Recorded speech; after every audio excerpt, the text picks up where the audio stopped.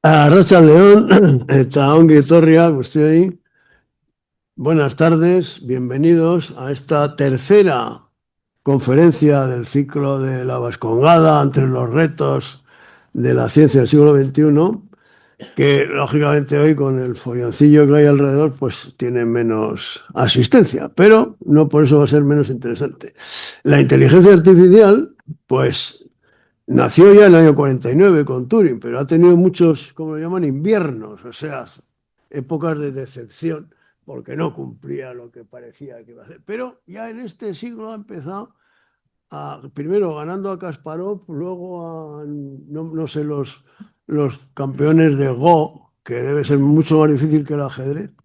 Y hace 3 años salió los chats, o los chatbots, o como se llamen exactamente, el ChatGPT, el Gemini, que ya pasan el test de Turing. Es decir, que no se puede distinguir si está uno hablando con una persona o con una máquina. Se puede distinguir un poco porque la máquina es mucho más agradable en general que las personas y aduladora y esto, pero poco más. Entonces, la charla de hoy va a ser muy interesante, pero yo aquí no pinto más que deciros que qué bien que hayáis venido.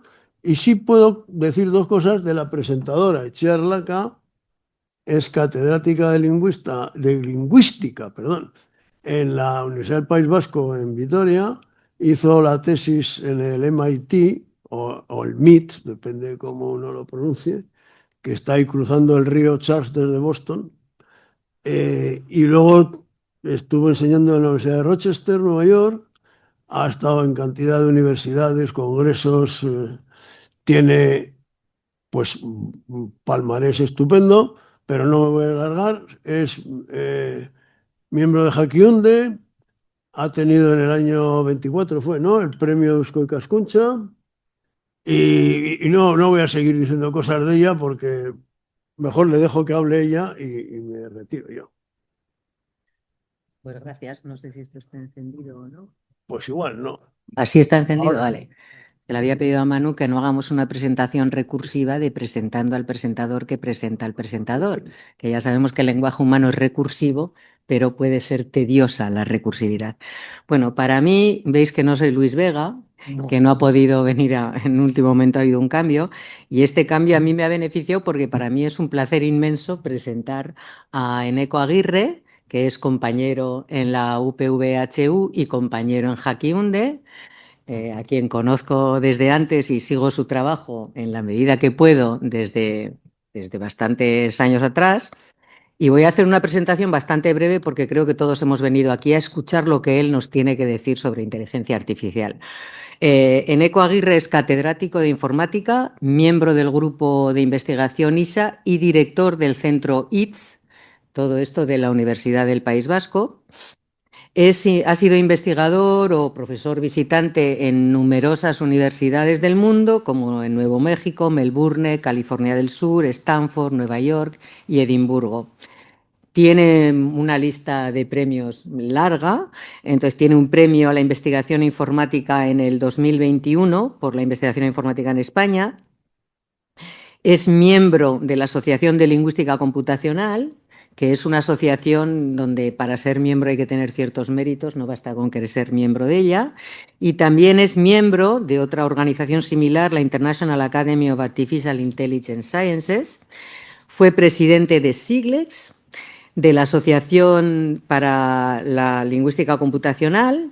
Es miembro de numerosas revistas de primer orden en su campo, como por ejemplo Computational Linguistics, Journal of Artificial Intelligence Research, y ha sido editor de las transacciones de la Association for Computational Linguistics.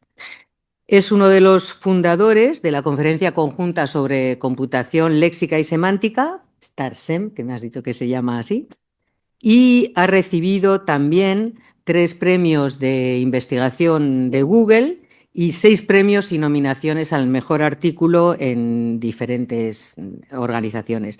Yo voy a destacar aquí porque los tuvimos invitados en nuestro grupo de investigación porque nos fascinaba el trabajo que estaban haciendo entonces, por eso digo que lo he seguido desde entonces, cuando estaba dirigiendo la tesis de Miquel Arteche, que Miquel Arteche recibió un premio, el Euray, creo que es, ¿no? El premio que recibió a su tesis doctoral, quiero decir que fue una tesis doctoral que hizo olas en su campo, y a mí me fascinaba la manera en que al principio nos explicaron lo que era, a ver si me acuerdo bien, que era que dado un corpus de una lengua A y su significado, podían establecer las correspondencias semánticas con una lengua B tal cual. Era un poco, esta era la idea con la que me quedé, que me parecía impresionante. Y desde entonces luego hemos visto muchas más cosas impresionantes. Por ejemplo, una de las cosas impresionantes de las que nos va a hablar es del hacha, que es un modelo, un grande, se dice en castellano, un modelo grande de lenguaje que trabaja con castellano y con euskera y con más lenguas, y nos explicará por qué además de la lacha aparece ahí una llama o alpaca. No hemos conseguido aclarar cuál de las dos es. El título de su conferencia nos va a hablar un poco de esta inteligencia artificial que tenemos alrededor cada vez más, cada vez más, cada vez más. Por eso me gusta ese subtítulo que tiene de la inteligencia artificial generativa, que creo que es clave la palabra, que nos invade. Y como dije que iba a hacer una presentación breve, simplemente os daré el título de una charla que NECO recientemente, hace no mucho, ha dado en un seminario invitado, que era ¿cuántas lenguas hablará la inteligencia artificial cuando destruya la humanidad? A mí este título ha capturado mi imaginación, ¿no? Y sin más, cedo la palabra al catedrático NECO Aguirre. Gracias. Bueno, te dejamos solo Te para ver. dejamos solo. Sí, muy bien. Muchas gracias por la introducción, por la invitación a estar aquí, José Manuel y Itziar. No voy a hablar de la destrucción de la humanidad, si queréis al final hablamos de ello. Y bueno, voy a entrar en ello de lleno en los modelos de lenguaje. Bueno, muchas gracias por estar aquí en un día tan especial, que cuesta llegar hasta aquí. Me ha costado a mí. Y vamos a empezar con los modelos de lenguaje. Bueno, esto es la Torre de Babel, ya sabéis que era un castigo bíblico y de repente la gente no se podía entender entre ellos.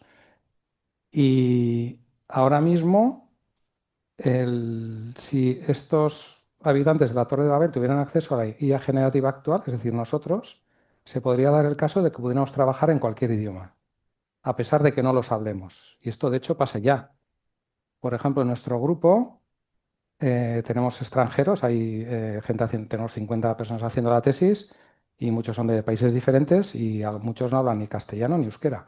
Y aún así conseguimos que en los canales internos que mandemos mensajes en euskera, inglés o castellano indistintamente y gracias a las traducciones de esos modelos de lenguaje nos entendemos en el campo técnico y escribiendo, ¿sí? Que no está la tecnología todavía, pero este sueño de que nos podemos entender todos pues está cada vez más cerca. Bueno, entonces voy a hacer, esto es un poco el esquema de lo que voy a contar. Primero, qué es un modelo de lenguaje y tal vez por qué se les llama modelos de lenguaje, ¿no? Esto es un poco un misterio porque la gente les llama IA generativa, modelo de lenguaje. Bueno, esto es lo que quiero explicar. Bueno, pues lo que hacen estos modelos, y se llaman modelos de lenguaje, es simplemente cogen un prefijo, una secuencia de palabras, aquí solo hay una palabra, hablemos, y te dan una distribución de todo el vocabulario de un idioma, una distribución de probabilidad de cuán probable sería, según lo que sabes sobre el idioma, la siguiente palabra. Esto y solo esto. Entonces, normalmente, ya veremos cómo se aprenden, pero normalmente la forma de usarlos es, se escoge, por ejemplo, la más probable, que en este caso sería de, y esta palabra es la siguiente que generamos. Le hemos dado un prefijo y él va completando la frase. Hablemos de. Va la siguiente palabra. No siempre, no necesariamente tienen que elegir la más probable, sino que tienen cierto punto de creatividad y dicen, bueno, vamos a lanzar una moneda al aire y dependiendo de la distribución de probabilidad, pues elige una que no es tan probable, en este caso inteligencia. Y así sigue. ¿Cuál sería la siguiente palabra? Ahora sí que si echamos una moneda al aire, después de inteligencia artificial, pues tiene muchas probabilidades, es la que elegiría y en algún momento, en esta distribución de probabilidades que va generando según va generando texto, puede elegir acabar o no, o seguir. Echa una moneda al aire y en este caso pues elegiría el punto y decide acabar. Así funciona. Por eso se llaman modelos de lenguaje porque esto es lo que hacen. Es un modelo que tiene el cálculo de probabilidades de un lenguaje. Vale, en realidad, cuando usáis un GPT, Gemini o el nuestro que se llama Lacha, que ahora os comentaré algo, hace lo mismo. El prefijo es esto que le pedimos es como la secuencia de palabras y lo que hace es exactamente lo mismo. Hace el cálculo de probabilidades de cuál es la siguiente palabra que debería seguir a esta. ¿Sí? Emite esa palabra y luego además veis, en la pantalla normalmente se ve como hecha la primera, segunda, tercera, y no está hecho en secuencia de izquierda a derecha para divertirnos, sino es que es realmente cómo funciona. Y no espera a generar todo, pues porque tardaría mucho y nos daría la impresión de que, a ver, contéstame, sino que ya desde el principio nos pone la primera palabra y va completando todas. Bueno, no tengo la animación, pero ya sabéis cómo funciona. La primera palabra, que sería la traducción, pues sería dimen y luego completaría la palabra y luego diría algo pues para mantener la conversación. A esto nos hemos acostumbrado. Pues es exactamente lo que hace un modelo de lenguaje, es lo que hace ChatGPT y lo que hace Gemini, y en este caso Lacha. Bueno, ¿por qué les llamamos? Bueno, esto es un modelo de lenguaje de gran tamaño. Se dice gran tamaño, aunque parece un poco eh, que no es tan interesante si es grande o pequeño, y esto es porque consume mucha electricidad, consume mucha GPU, consume mucho cómputo. No caben en un ordenador como los que tenemos en casa. Se tiene que conectar a servidores que están en Europa, en otros continentes, y donde hacen toda esta labor computacional. Y es una IA generativa. Bueno, voy a decir algo más. La IA generativa no es exactamente la IA que pensó Turing, ni muchas técnicas que se han ido probando y que cada una de ellas llevó a un invierno, porque prometía mucho, y luego llegó el invierno cuando esa técnica no dio de sí, verano, invierno, y ahora ya no es verano, ahora es primavera, porque lo que viene todavía está por ver y a esto no le va a seguir un invierno, porque lo que hace esta IA ya es útil, no es una promesa. Mucha gente ya paga por usarla, no es que diga, qué bonito y se olvide y se aburra, sino que la gente paga por usarla. Y se llama IA generativa. Esto es una rama bueno, es una rama de la informática y la idea de la IA generativa es que lo que aprenden es, tú les das un gran volumen de datos, que puede ser texto, pero puede ser, eh, pueden ser secuencias de ADN, puede ser secuencias que genere una máquina, puede ser vídeo, lo que veremos, y lo que hace es entender, digamos, replicar este proceso que he hecho yo, lo replica con cualquier tipo de datos, no tiene por qué ser texto. Y lo que hace es, replicando este proceso que hemos visto, aprender cuál es la distribución que hay detrás. Y aprendiendo cuál es la distribución que hay detrás, en realidad hace un modelo que entiende, entre comillas, representa muy bien esa distribución que le hemos dado. Esto que es la IA generativa, pues donde pone datos ponemos texto, donde pone IA generativa ponemos modelos de lenguaje de gran tamaño y es lo que estamos haciendo. Y como veis, esto ha sido toda una revolución y ha llevado a que todas las grandes tecnológicas que dominan las bolsas mundiales, las empresas de más capitalización, pues ahora mismo se basen y estén lanzadas de lleno en una guerra por tener la supremacía en esta tecnología. Bueno, todo esto ya lo sabíamos más o menos, ¿no? Bueno, vamos a ver cómo se construye. Una cosa tan sencilla como aprender la siguiente palabra. Bueno, esto es el monstruo que queremos domar. En realidad, un modelo de lenguaje de gran tamaño, lo voy a decir, no quiero aburrir, pero bueno, pues por decir lo que es, ¿no? Es una red neuronal, que la palabra neuronal es como IA, es un poco es una metáfora que nos ayuda a entender, pero bueno, al fin y al cabo es un modelo informático, es una red neuronal de varias capas de transformers, que ahora los enseñaré un poco, con unos embeddings en la entrada, que os lo explicaré, y un softmax en la salida. Eso. Esto, si lo pusiera en fórmulas, ocuparía una transparencia, no ocuparía más. Y las fórmulas son multiplicaciones, logaritmos y poco más. Matemáticamente no son, las fórmulas no son complejas. La complejidad de estos modelos viene del gran tamaño y de que las capas las vamos poniendo una encima de otra y cuantas más capas apilemos y más grande es el modelo, más compleja es la función que aprenden. Viene de ahí. Bueno, aquí voy a poner la probabilidad, por si alguien... Yo pensaba que estaría Luis Vega y ya tenía, digo, las matemáticas, pero bueno, Itziar, pero bueno, esto ya aprendemos todos en secundaria. Esta es la distribución de probabilidad. A ver si funciona Esta es la distribución de probabilidad que aprende, que este es el prefijo de 1 a i-1, y la única probabilidad que tenemos que estimar, la que tenemos que aprender es cuál es la siguiente palabra. Solo eso. Bueno, para eso la maquinaria que hay, no voy a extender, pero voy a mencionar que cada palabra se va a representar como un vector de números, porque todo esto es un conjunto de parámetros que están aquí detrás, que son los que hay que aprender para que esto comporte como se tiene que comportar. Y en la entrada, por cada palabra, pues un vector de números. Y luego todo lo que hay aquí, como he dicho, son pues, operaciones algebraicas bastante comunes. No hay nada más.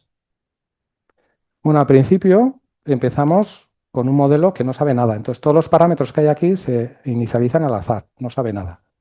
Entonces, como no sabe nada, le vamos a dar texto para que lo lea. No lo lee, ¿no? A ver, antropomorfizamos estos modelos, pero es que es más sencillo explicarlo así, pero en realidad son solo sumas, restas, multiplicaciones y logaritmos, no hay mucho más.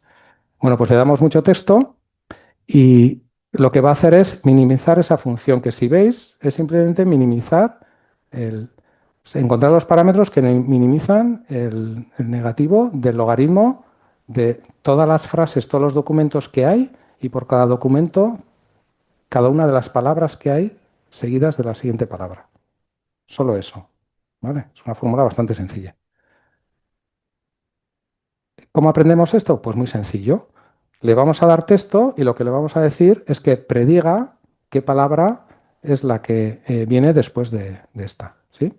Él ahora mismo no sabe que después de hablemos viene de, porque nosotros no se lo hemos enseñado. Entonces hace una computación y va a estimar la distribución de probabilidades. Como es el comienzo, no sabe nada. Es al azar, todo más o menos equiprobable. No es equiprobable porque siempre hay una variación de los números en el azar, pero es equiprobable.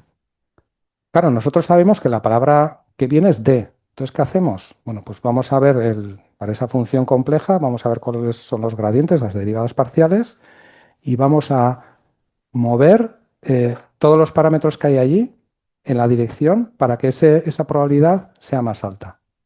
Simplemente esto, para que el negativo del logaritmo sea más bajo. Cambiamos, le damos como una electrocución, cambiamos los parámetros y seguimos. Esto es lo que hacemos con la estimación de parámetros usando el descenso estocástico de gradientes basado en los gradientes de la función. Esto de aquí. Ya sabemos que es D, ahora seguimos con el modelo para que aprenda la siguiente palabra. Como estamos al comienzo, todo es al azar, bueno, no del todo porque ya sabe que D hay una probabilidad un poco más alta de que sea después de D, pero bueno, ahora mismo pues está perdido. La siguiente palabra es inteligencia, que sabemos nosotros que viene esa palabra y hacemos lo mismo, derivadas parciales, cambiamos los parámetros y aprende un poquito más. Cada vez que ve una palabra, aprende un poquito más. Y así sigue una vez, 1000 veces, 1.000.000 de veces, millones de veces en estas grandes computadoras, estimando los parámetros hasta que ya aprende el modelo de lenguaje. Esto que parece muy sencillo, no lo es tanto. De hecho, de aquí aprende muchas cosas. Aprende gramática del castellano, que hablemos, viene de una preposición, luego un nombre. También aprende que después de inteligencia viene artificial, muchas veces. Sabe que si ponemos San, igual vendrá Sebastián. Aprende cosas del mundo. ¿Sí? De hecho, para hacer bien esta tarea hay que saber muchísimo del mundo. Hay que saber razonar, hay que tener sentido común. Podéis hacer el ejercicio y muchas veces es gramática, pero otras veces es conocimiento. Si le damos fórmulas matemáticas, bueno, pues va aprendiendo un montón de cosas. Bueno, pues esta es la idea, tan sencillo como esto. Bueno, no tan sencillo. Este de aquí todavía es feo, ¿sí? Porque no sabe comportarse muy bien, ¿sí? Nosotros, si le damos hola, ¿él qué va a hacer? Él va a ver de la distribución de probabilidades cuál es la palabra más probable, ¿sí? Entonces, ¿dónde ha leído hola? Pues seguramente en algunos foros de Internet o lo que haya leído por ahí. Y puede que una de las frases que haya leído es esta. Hola, necesito una babysitter, ¿no? Es la misma persona hablando. Dices, hola, ¿cómo sigo? Y él dice, pues de lo que he leído, esto. Claro, esto está mal. Esto no es lo que nosotros queremos que haga. ¿Sí?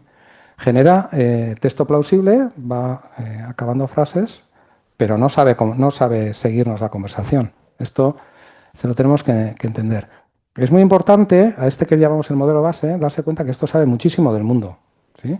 Este sabe, si le dijéramos de otra forma, por ejemplo, al principio los primeros modelos que no sabían comunicarse, digamos, entablar una conversación, les tenías que meter específicamente el prefijo. Entonces, si ponías la capital de Ruanda es, pues te contestaba la receta del bacalao al pipil. Y no es que te contestara, completaba la frase con la continuación buena. Dices, para arreglar un reactor nuclear de este modelo, pues si ha leído cosas sobre reactores nucleares, pues te diría. O si le dices los niños con depresión, pues te diría cosas sobre los niños con depresión. O dices, para tratar un niño con una depresión aguda, pues te contestaría. ¿Vale? Sabe muchísimo, pero lo sabe de una forma que no sabe comunicarse con nosotros. ¿Vale? Bueno, este es el modelo base, que es como el motor inmenso, pero que todavía está sin ajustar, sin afinar. ¿Vale? Entonces, ¿qué vamos a hacer? Bueno, le vamos a enseñar, vamos a hacer que aprenda, dada una instrucción que le demos, qué contestación tiene que dar. Entonces, cogemos pares, de hecho, se paga a gente para que construya estos pares, que sean de este tipo. Por ejemplo, le digo, traduce esta frase, y le digo la traducción. O le digo, resume este texto. Aquí le damos un texto largo, y le damos, esa es la instrucción, y le damos la contestación. Le damos hola y le decimos, bueno, normalmente a hola se contesta, hola, ¿qué tal? Buenos días, ¿no? Alguna frase de estas, no cualquier cosa. Recogemos muchas de estas y simplemente se las alimentamos. ¿Cómo lo entrenamos? Pues exactamente igual, es la misma fórmula. Le damos la parte inicial, ¿sí? Y luego, según lee las continuaciones, pues va ajustando los parámetros. ¿Sí? Pero esto ya no es texto normal, texto corrido que encuentra en Internet. Estos ya son pares de instrucciones y que queremos que devuelva. ¿Vale? Todo lo siguiente. Bueno, lo que he dicho, cómo se le enseña exactamente igual, pero con estos pares que luego veremos, hay que conseguir personas que se las den. Ahora, bueno, ya tenemos el modelo instruido, ya se comporta algo mejor, pero todavía tiene problemas. Uno de los problemas que tiene es que no sabe qué cosas se pueden decir y qué cosas no. Puede insultar, puede decir cosas hirientes, puede ser chabacano, puede ser cualquier cosa. Esto no puede ser. Le podemos pedir que cómo se hace la fórmula de la bomba nuclear o cualquier burrada y si se la sabe, pues te lo dice, porque no lo iba a decir.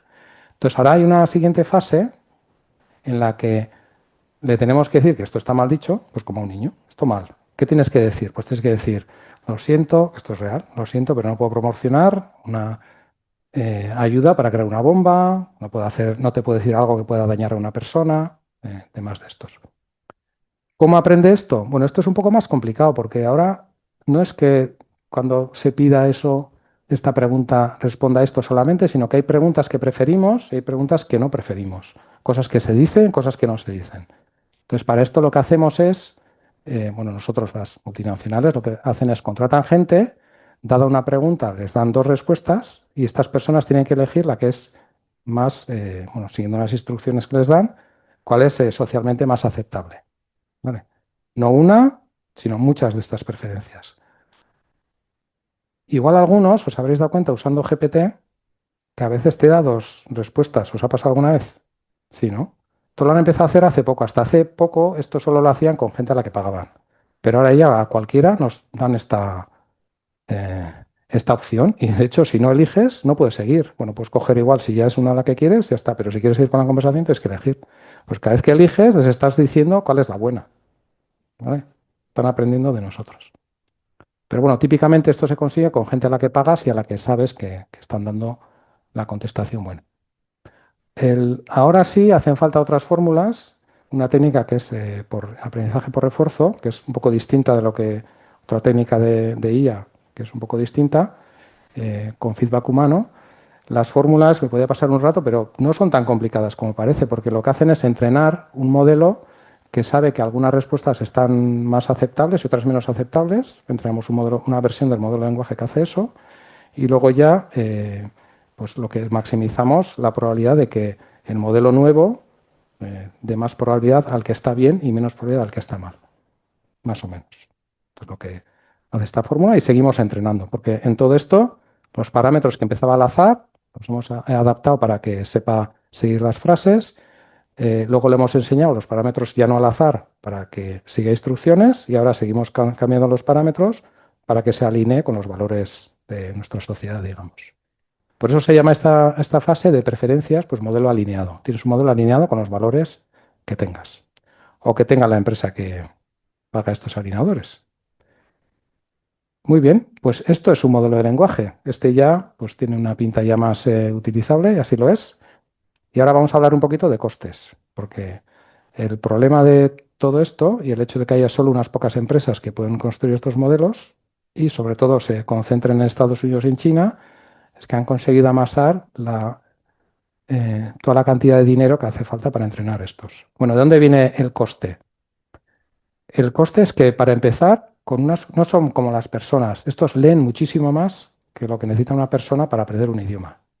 Nosotros interactuamos, aprendemos de una forma totalmente distinta. No tiene nada que ver, se llama inteligencia artificial, pero pues, un método que es totalmente distinto a cómo aprendemos las personas. Aquí pongo trillones y me tenéis que perdonar porque es el trillón anglosajón. Son 15 billones en castellano. Es aún así, muchísimo. Esto es muchísimo más de lo que podemos leer. Está calculado entre 200 años leyendo sin parar y yo creo que se queda corto. Es imposible leer todo esto. De hecho, se estima que han consumido todo lo que se ha producido y todo lo que está accesible digitalmente. Bueno, no solo eso. Esta parte es cara, pero bueno, son textos que ya hay, ¿no? Pero luego, claro, tenemos que dar instrucciones y respuestas. Esto ya no sabemos porque cada empresa se cuida muy mucho de publicar cuánto ha gastado, pero sabemos que es mucho. Cada vez que ChatGPT o Gemini hace una tarea y decís, uy, qué bien hace esta tarea, es que alguien ha metido algunas instrucciones y respuestas tipo para que aprenda cómo hacer esa tarea. Y luego, cada vez que se comporta bien, pues también estas preferencias. Todo esto cuesta muchísimo dinero. Por otro lado, los modelos se ha demostrado que cuanto más grandes, mejor. 70 billones de parámetros, ahora se estima que los más grandes tienen 300 billones anglosajones, o sea, 300 millones de millones de parámetros. Hacen falta supercomputadores para entrenar. Si lo entrenáramos en un ordenador, tardaría cientos de años. Si lo entrenamos con estos procesadores que son especiales, que hace NVIDIA, pues harían falta 3 meses con 25.000 de ellos. Cada uno de estos cuesta aproximadamente 100.000 euros, con lo que os podéis hacer una idea del coste que tiene esta maquinaria. Bueno, y por último, los expertos. Al lado del otro puede parecer que es menos, pero ha habido fuga de cerebros, no hay tanta gente que sepa hacer estas cosas y las empresas pagan muchísimo dinero para contratar a esta gente. Y esto es lo que hace falta: datos, supercomputación y expertos. Y todo esto pues estima, aunque es difícil saberlo, que hacen falta alrededor de 100 millones de dólares para entrenar un solo modelo. No cada versión de ChatGPT que salga ni la investigación que ha llevado a estos modelos, sino uno, ¿sí? en todo esto. Muy bien. Antes de pasar al siguiente tema, quería decir algo sobre los riesgos. No me voy a alargar porque esto de los riesgos yo creo que es de lo que, si algo somos conscientes en Europa, es de los riesgos, porque en prensa siempre hay algo de los riesgos. En Europa se sabe poco de construirlos, se investiga menos que en otros países en construirlos, se invierte menos en construirlos, pero de los riesgos mucho. Pero bueno, voy a decir unos cuantos que ya sabemos. Es que la máquina no entiende, no es tu amiga. O sea, la gente que habla con la máquina como si fuera un amigo, pues no sé qué esperan. Cuidado con los errores, es una máquina, todas las máquinas se equivocan, estas también. Y luego, últimamente, que están haciendo dinero con nuestros datos y pronto está a llegar la publicidad. Y hay que tener cuidado porque además son muy buenas en convencer y manipular. De hecho, hay estudios donde se ve que son capaces de manipular a la gente de forma que hasta cambien de orientación política sobre temas. Son muy persuasivas. Entonces, cuando esa persuasión la usen para que compremos lo que nos haga falta, pues una nueva generación de publicidad que va a hacer estragos. Bueno, hay más, hay muchos problemas. Yo no me quiero centrar en ello porque hay que, en esto, o hacemos lo nuestro, o si no, ellos harán y lo vamos a usar igual. Lo hagamos ellos o nosotros, o mejor que seamos nosotros. Pero me voy a centrar en uno que sí que motiva la siguiente parte de la charla, que es la falta de diversidad de idiomas y culturas. Esto está controlado por unas multinacionales con ciertos intereses y hay preocupación porque estos modelos son como una ventana al mundo, ¿sí?, que está dirigida o construida por ciertas empresas. Bueno, esto me lleva a la siguiente parte de la charla, que es sobre el euskera y los idiomas más pequeños. ¿Vale? Sabemos que en inglés anda bien, sabemos que en castellano anda bien. Seguramente si lo habéis usado en euskera, andan bien. Y yo voy a empezar hace 3 años cuando esto no andaba para nada bien. Bueno, pues es una pregunta científica y ahora os voy a hablar un poco de la investigación que hemos hecho, parte de las investigaciones que hacemos. Y es que en el mundo hay 7.000 idiomas, de estos la mitad en riesgo de desaparición, y solo 23 representan el 50% de la población. De hecho, Pues bueno, hay una curva así donde hay una lengua dominante, que es el inglés. Estos son cifras de los datos que hay en Internet, una estimación de los datos que hay en Internet. En castellano hay 10 veces menos, en finlandés 100 veces menos y euskera alrededor de 1000 veces menos, aunque puede ser todavía menos, pero bueno, más o menos esas son las dimensiones. El euskera no está tan mal, es el idioma 50. De estas 7000 es el idioma 50 en presencia en Internet. Y, por ejemplo, he estado yo, he dado esta charla en un estado de la India donde con la misma cantidad de texto digital ellos son 36 millones de hablantes. ¿Sí? O sea, el tamaño del euskera en hablantes igual no es tanto, pero en cantidad de texto sí, porque nos hemos dedicado a producir y a recoger. Y siendo de un país más rico, pues tenemos más presencia digital. Pero bueno, ya veis, hay una multitud de idiomas y la pregunta que nos hacíamos los científicos y todavía nos hacemos es ¿para cuántos de estos podemos construir modelos de lenguaje que funcionen bien? Esta es la pregunta. Hace 3 años nadie sabía que para el euskera se podía construir o no. Bueno, volvamos al modelo base y vamos a preguntarnos cuántos idiomas sabe. Bueno, pues aunque parezca sorprendente, la realidad es que mm, todo lo que haya leído lo aprende. Antes Itziar ha comentado una investigación que hicimos hace ya 10 años, donde pues, fuimos capaces de traducir entre 2 idiomas sin ningún texto bilingüe, que esto fue como una primicia. Al día siguiente lo publicó un laboratorio de Facebook en París, pero fue una primicia mundial científica. Pero esa primicia se ha quedado ya un poco en el olvido, porque estos modelos aprenden todo esto naturalmente. Con darles texto, o sea, es más difícil hacer un modelo que solo sepa castellano que no un modelo que sabe todos los idiomas del mundo porque es darle texto y lo hace natural. Con esto de seguir las palabritas, lo hace todo. Y además es capaz de traducir, sin enseñarle a traducir, solo con lo que ha leído, porque habrá leído en varios idiomas, de vez en cuando habrá visto una traducción, pues ya aprende naturalmente. No hay que hacer nada especial para que traduzcan bien. Bien, pues el modelo instruido, pues simplemente darle más texto, o sea, no filtrar, darle todo el texto que hay en Internet y ya aprende. El modelo alineado y el instruido. Bueno, el instruido, en teoría, habría que darle esas instrucciones en castellano en cada idioma, ¿no? Bueno, pues realmente no, porque estos modelos, en todas estas capas y estos parámetros, organizan la información de una forma muy eficiente para darte buenos resultados y tienen unas propiedades sorprendentes. Una de ellas es que pueden traducir, otra de ellas es sorprendente, es que lo que le has enseñado en inglés, lo que es un resumen, lo que es saludarte, todo esto lo llevan a otros idiomas. O sea, no se lo tienen que enseñar en cada idioma que veis en Gemini o en GPT, no le tienen que enseñar a cada uno de ellos cómo comportarse, ni la parte de alineamiento. Simplemente se transfiere. Bueno, igual que hacemos nosotros. Estos sí se parecen. Lo que aprendemos en un idioma lo podemos usar en otro. ¿Sí? Aprendemos matemáticas en un idioma, pero luego no cuesta nada usar esas matemáticas en otro idioma. Bueno, pues esta es la parte positiva. La parte no tan positiva es que, bueno, no es del todo perfecto. Esa transferencia no es total, ni los textos que han leído a veces son suficientes o de suficiente calidad, con lo que hay una degradación. Estos son los últimos datos que dio OpenAI hace años, ahora no publica, y esto es una prueba que les hace de sentido común y se veía que en el inglés muy bien, lo hacía muy bien en ese momento, pero para el resto de idiomas había una degradación. Con el chino, 5 puntos menos, o sea, hace 5 puntos peor, pero luego seguía y había idiomas muy grandes como los que se hablan en la India, de cientos de millones de parlantes, o en Filipinas, que lo hacía todavía peor, con 20 puntos de distancia. Esto es un problema. Esto es un problema para un idioma porque si los hablantes de ese idioma tienden a usar la tecnología en el idioma que mejor lo haga, pues dejan de usar su idioma. Se podría dar muy bien, que por ahora no es así, pero se puede dar muy bien que si los modelos de lenguaje ciertos problemas los resuelven mejor en inglés, pues nuestros alumnos, nuestros profesionales, pues trabajarían con ellos en inglés. ¿Para qué le vas a preguntar en castellano si lo hace mejor en inglés? Pues lo preguntas en inglés. Esto es un problema de índole mundial. Bueno, y también es un problema científico. ¿Sí? ¿Cómo podemos conseguir que funcione mejor para todos los idiomas, los más pequeños, y además que funcione igual de bien? ¿Vale?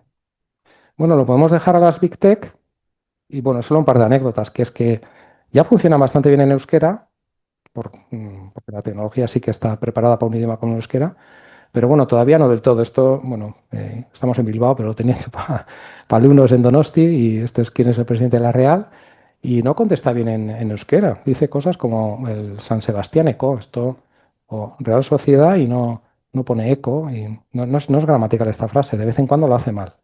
¿Sí? Igual los de OpenAI lo arreglan o igual no, pues depende, igual se puede quedar ahí. ¿Vale? Y tengo otra anécdota, esto no es de modelos de lenguaje, pero esto sí me ha pasado a mí dando una charla invitada en un congreso en Suiza. Yo tengo Google Maps, lo tengo en euskera, entonces yo quería un restaurante, entonces te aparece este botón, ¿no? Cuando estás con Google Maps te dice restaurantes. Tú aprietas y te dice qué restaurantes hay alrededor de donde estás tú. Pues a Google Maps, si estás en euskera, le das jatetxea, restaurantes, y te lleva a Donosti. No se han dado cuenta. Tienen la capacidad técnica de arreglar esto, por supuesto, pero no se han dado cuenta. Algún día lo arreglarán o no, estará así en su cola de cosas a arreglar. Y el que use Google Maps en euskera o en tecnología de Google, pues sí que hace muchas cosas bien, pero otras estás diciendo, ostras, igual me vuelvo a cambiar al castellano, que esto no me funciona bien. Bueno, estos son las Big Tech, así funcionan. Bueno, pues volvemos a la pregunta científica a ver si podemos conseguir que funcione mejor para los idiomas pequeños. Y esto es lo que decía, yo tengo un problema que me alargo bastante, a ver si, a ver si esta parte la paso deprisa y voy luego al futuro de la IA. Bueno, la receta anterior era basada en trillones de palabras, que son 15 billones en castellano, ¿sí? Y vamos a ver si podemos hacer esto para el euskera. Claro, para el euskera no hay. Solo hay, que hayamos recolectado nosotros, hay como 4 billones, 4.000 millones en castellano. Esto parece mucho, pero claro, comparado con el resto, pues como bastante menor. Hace 3 años éramos muy pesimistas, de hecho lo intentamos y no funcionó. De hecho, se sabe ahora, hay más experimentos y se sabe que con tan pocas palabras no puedes aprender un modelo de lenguaje. ¿Sí? Pero lo que sí podemos hacer es un modelo que está preentrenado, que sabe muchas cosas del mundo, que sabe inglés, castellano, un poco de euskera, porque también ha leído un poco de euskera, y lo que le podemos hacer es enseñar euskera. Es decir, vamos a seguir con el entrenamiento que tenía de serie y en nuestras máquinas, bueno, unos supercomputadores que hemos tenido acceso, le hemos dado las palabras en euskera para que mm, adapte lo que sabía al euskera, aprenda euskera y todo lo que sabía lo transfiera al euskera. Bueno, esto no es tan sencillo. No, ahora lo doy un poco didáctico, pero no es tan sencillo. Hay unos trucos técnicos y hay un problema que es de aprendizaje automático de IA, que es que cada vez que enseñas a estos modelos una tarea nueva, corren el riesgo de olvidarse de la anterior. Es un problema todavía sin resolver. Por eso, los modelos de lenguaje no están aprendiendo continuamente. No lo están. Cada año entrenan uno nuevo, lo, lo despliegan, entrenan otro, lo despliegan, pero no están aprendiendo continuamente. No está la fórmula para esto, no está. Bueno, en este caso hay una fórmula que vale para una vez, igual no para muchas, que es darle cosas que ya sabía. Entonces, 4.000 millones de palabras en euskera y 1.000 millones de palabras en inglés que ya conocía, y esto es suficiente para que la máquina no se olvide de todo lo que sabía y transfiera todo al euskera. Bueno, esto fue lo que dio lugar a la primera versión del hacha, que ahora comentaré.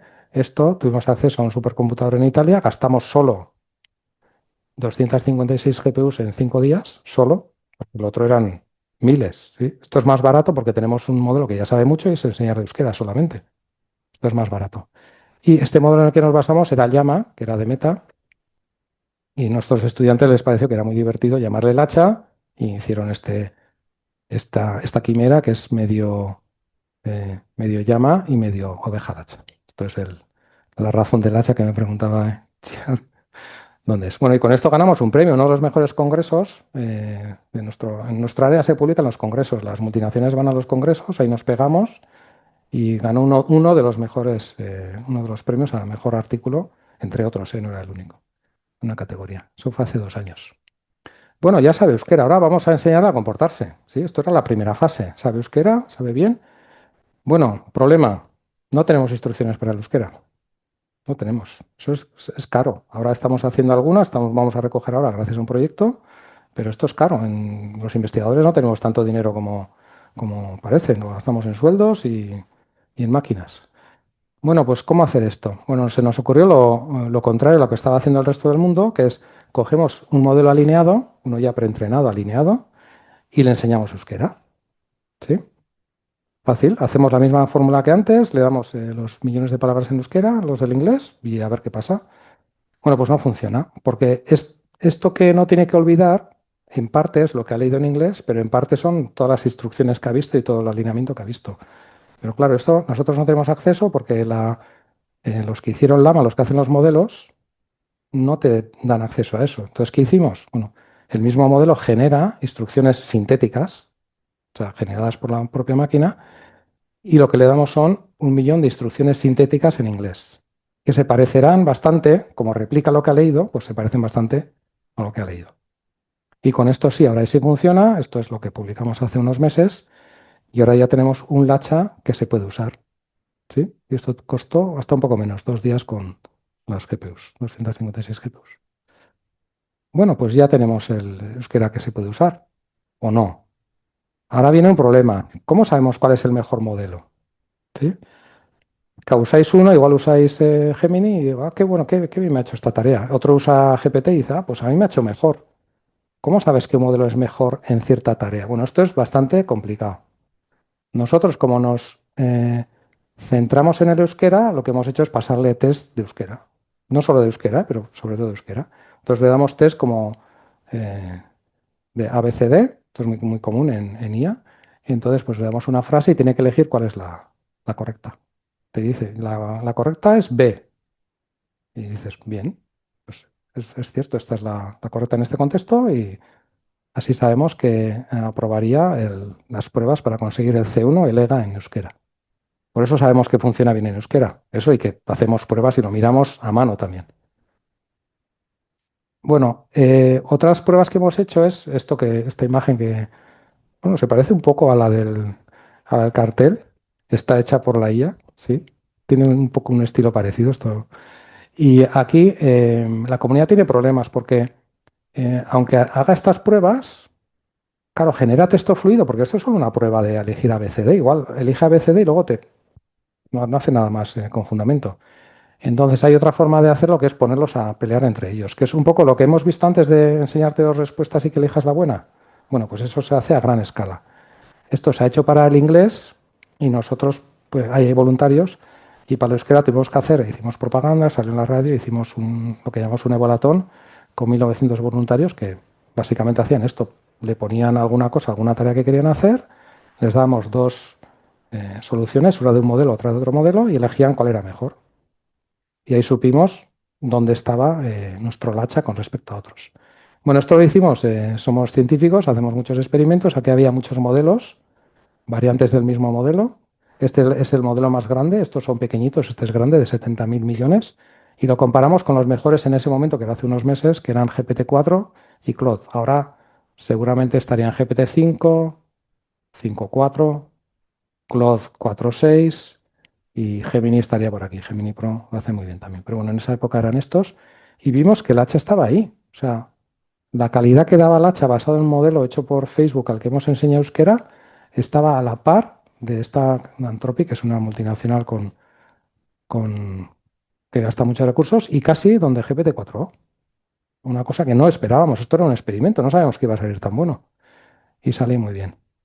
¿Sí? El ranking para el euskera en ese momento hubiera sido este. Esta fue la primera vez que para un idioma con pocos recursos, una entidad académica cogía un modelo abierto y lo ponía ahí. Esto, que nosotros sepamos, no lo había conseguido nadie, hasta ha habido finlandeses de varios países que nos han preguntado a ver cómo lo hemos hecho. Está publicado, o sea que no nos tiene que preguntar, pero bueno, que le hemos enseñado. Es el mejor modelo abierto para el euskera. Le hemos dado ya redacciones y a prueba de todas las redacciones de las que damos a prueba todas. Sin decirle a nadie que es una máquina, le damos para que a los evaluadores de euskera y lo hace muy bien. Y todo esto, pues siguiendo el método científico y publicando y haciendo ciencia reproducible. Muy bien, lo podéis usar si vais a lacha.eu. Pues ya he contado que lacha.eu es una empresa que hace jerseys con de lana. Lacha.eu o lacha.ich.eu, os podéis registrar y podéis usarlo. Sabe euskera, castellano, inglés, ruso, sabe un montón de idiomas y puede traducir del euskera a esos idiomas, de esos idiomas al euskera y, bueno, las tareas que uno se espera que ya hace GPT y Gemini bien, ¿vale? Más o menos el estado del arte de nuestro modelo es el que había con GPT y Claude hace 18 meses. O sea, llevamos un retraso que esperamos acortar, pero bueno, ese es el retraso que llevamos. ¿Qué ventajas tiene esto? Pues bueno, que son modelos abiertos. Estos modelos se pueden inspeccionar, puedes saber cómo se han entrenado. Esto es tecnología local, esto permite reforzar la industria local. Una cosa en la que estamos ahora es que esto que sabemos hacer nosotros no solo enseñar euskera, sino es que sabemos manipular estos modelos a gran escala. Esto lo sabe hacer poca gente en Europa. Esto aplicarlo a necesidades industriales. Y bueno, y la privacidad, cuando uséis este hacha, vuestros datos no los van a usar para monetizar, se olvidan y no se usan para nada. Bueno, pues contada la parte del euskera, vamos un poco a dónde nos lleva el futuro de la IA y una visión, bueno, primero técnica y luego yo creo que más optimista de los beneficios de la IA. Los riesgos, ya he dicho, hay otras personas que hablan más de ellos, podemos hablar de ellos si queréis luego más tarde, pero bueno, yo quiero centrarme en las ventajas. Bueno, el futuro de la IA. Estos modelos generativos, estos modelos de lenguaje, están explotando. No, o sea, no han acabado, están todavía dando de sí, igual no con el idioma, pero están pasando a otras áreas de la ciencia y de la tecnología. Por ejemplo, pueden trabajar con voz. Este sí lo he localizado, Bilbao. Entonces hablamos con voz y como sabéis la voz es una señal acústica, ¿sí? Que en realidad es fácil representar como las palabras. ¿Os recordáis que he dicho que las palabras se representan por un vector de números? Bueno, pues es la voz, se puede cortar en trozos y representar cada uno con números. Entonces, esto sería ese vector de números. Podemos sacar 3 o 4 o 5, da igual, no es por palabras, es un poco más ruidoso. Y lo que le enseñamos al modelo es que cuando tiene estos 3 vectores, estas palabras raras que son señal de voz, pues que produzca o bien texto o bien la contestación en voz. Cogemos ejemplos de estos y entrenamos este modelo.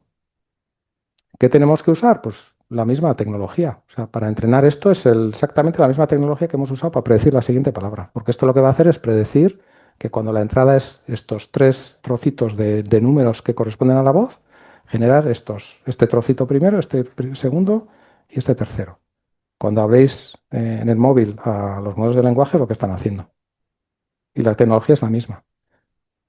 También podemos hacer con voz o con texto y con imágenes, porque las imágenes también se pueden trocear en trozos pequeñitos, por absurdo que parezca, troceas esto en trozos pequeños de píxeles, a cada uno de ellos es un vector de números, y entonces el prefijo es estos trocitos que corresponden a esta imagen, estos trocitos que corresponden a la voz o texto, que se puede mezclar independientemente, y lo que le tengo que enseñar es que ante estos trocitos de texto y de voz, o perdón, de imágenes y voz, que genere estas 2 palabras o esta señal. Y tan fácil como esto, simplificando un poco, por supuesto, tan fácil como esto es enseñar a un modelo de lenguaje a que también hable con voz y a que también entienda las imágenes. ¿Sí? Estos son los modelos multimodales. De hecho, es lo mismo. En Gemini ya lo estáis usando. Subís una imagen y te describe lo que hay en ella. Te hace un OCR, te habla de la tabla, hace un montón de cosas, pues esto es lo que hay detrás. Crear películas, misma tecnología. Entrada a texto y en la salida ya no una imagen, sino una secuencia de imágenes. Más larga, pero con lo mismo.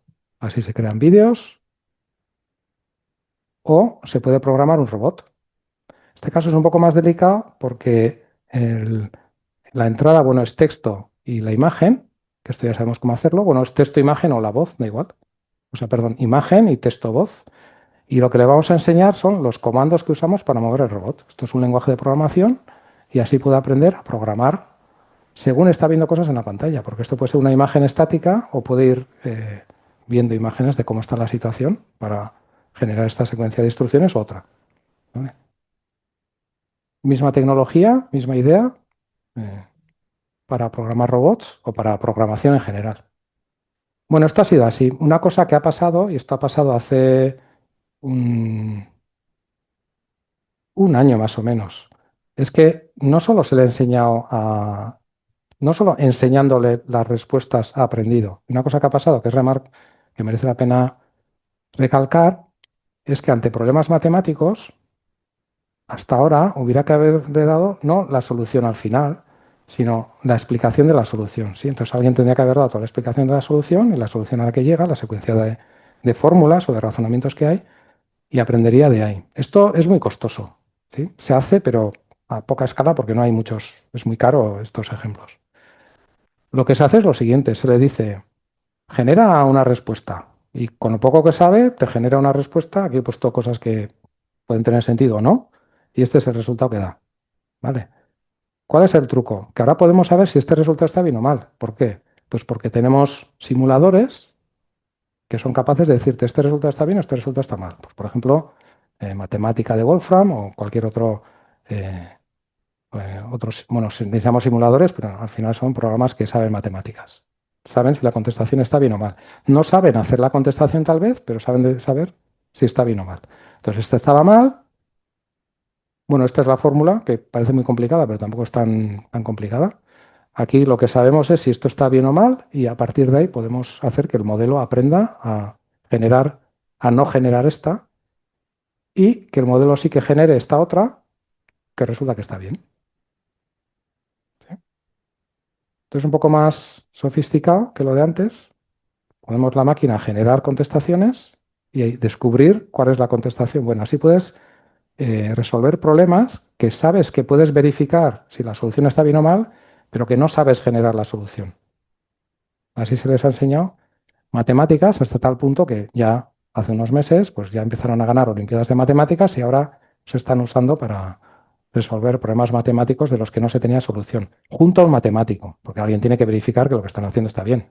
Si el problema es complejo, no cualquiera, yo no podría verificar que lo que me está diciendo está bien. Manzanas y peras sí, pero al otro, pues Luis Vega o algún matemático tendría que verificar y bueno, de hecho se hace así. Bueno, esto ha avanzado también y ya que les hemos enseñado a programar, lo que podemos hacer es que estos modelos de lenguaje, que es como el corazón, también se les puede enseñar a interactuar con el entorno. Normalmente es un entorno digital, puede ser la pantalla. Están viendo nuestra pantalla, de hecho esto se puede hacer, están observando lo que estás haciendo y están viendo que estás contestando un mail, están viendo que estás editando en un procesador de texto y según ven la pantalla, ellos pueden tomar acciones por su cuenta. Estos son lo que serían los agentes que para una secuencia de instrucciones que le damos hacen unas acciones, manipulan tu mail, manipulan mm, tus páginas Excel, lo que sea, y te dicen hasta dónde han llegado y ellos pueden tomar acciones por su cuenta, tú les das el control y luego ves el resultado. Entonces ya no es decirle qué quiere hacer y ver el resultado, sino les dejas un rato trabajando y cuando acaban te avisan, mira, aquí tengo una solución. Si te gusta bien y si no te gusta, pues a otra cosa. Bueno, estos son los agentes que están revolucionando bastante el mundo de la programación y próximamente seguramente el mundo de los asistentes virtuales que serán capaces de hacer cosas. Está por ver si por su cuenta, porque si la calidad no es suficiente no les vas a dar tu tarjeta de crédito, porque igual se empiezan a comprar cosas, pero en entornos controlados ya se están empezando a hacer pruebas y si aprenden lo suficiente, pues alguna tarea sencilla se podrá delegar en estos agentes. Bueno, y por último, una pincelada de lo que se viene. Esto es, ya sabéis que Estados Unidos está muy preocupado por China. De hecho, tienen curvas donde se ve que la aceleración científica de China ya se está cruzando con la de Estados Unidos, que tiene la curva más no tanta pendiente. Entonces, la proyección es que en 5 o 10 años los chinos van a pasarle a los americanos en calidad científica, en descubrimientos científicos y técnicos, por goleada. Están tan preocupados que han hecho una visión muy ambiciosa, donde van a poner a toda la gente de IA y de diferentes campos científicos junto con suficiente computación para ver si la IA, estos agentes o programas parecidos, pueden acelerar el ritmo de descubrimiento científico en Estados Unidos. Porque como te ayudan a explorar opciones, pues pueden ayudar al descubrimiento científico.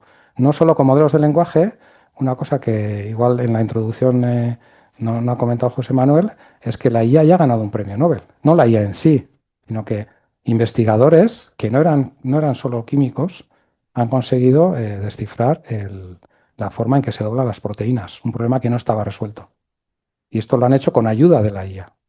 Esa idea de ir resolviendo problemas con ayuda de este tipo de IA generativa, pues es la que ha puesto en marcha Estados Unidos y esto es un proyecto muy ambicioso con muchísimos millones, donde están poniendo el énfasis y donde Europa seguramente ahora, ya en los proyectos europeos que se definen ahora, se está poniendo el énfasis en IA para la ciencia, humanidades, para el descubrimiento científico y tecnológico.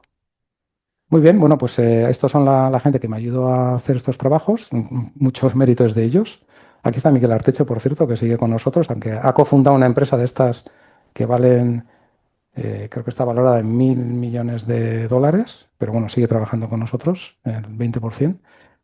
Y bueno, estamos aquí en el Centro IZ, que ya somos casi 100, en Bilbao, yo no, yo estoy en Donosti, en la Facultad de Informática, pero en la Escuela de Ingenieros aquí tenemos como unos 30 investigadores, y en Donosti pues unos 70, aquí estamos unos cuantos de ellos.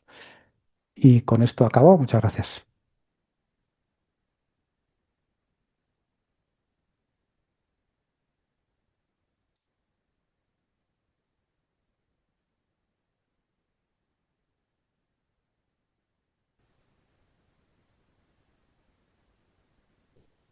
Está encendido, apagado, ahora está encendido. Hablo fuerte, que somos profesores. Y ahora está encendido. Bueno, pues abrimos el turno de preguntas. Yo estaré intentando controlar las preguntas y Manu va a ser el azafato que va a haceros llegar el micrófono.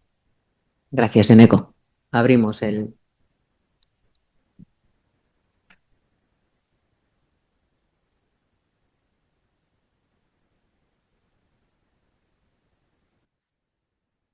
Eneco, muy interesante ver esto de una perspectiva de un experto. Al empezar la presentación nos ha mostrado que como la interfase o como queramos llamarle, trabaja con mecanismos similares a los de las redes neuronales. Em, Como neurobiólogo, mi pregunta es a la inversa. ¿Puede enseñarnos la IA a entender mejor las redes neuronales? Buena pregunta.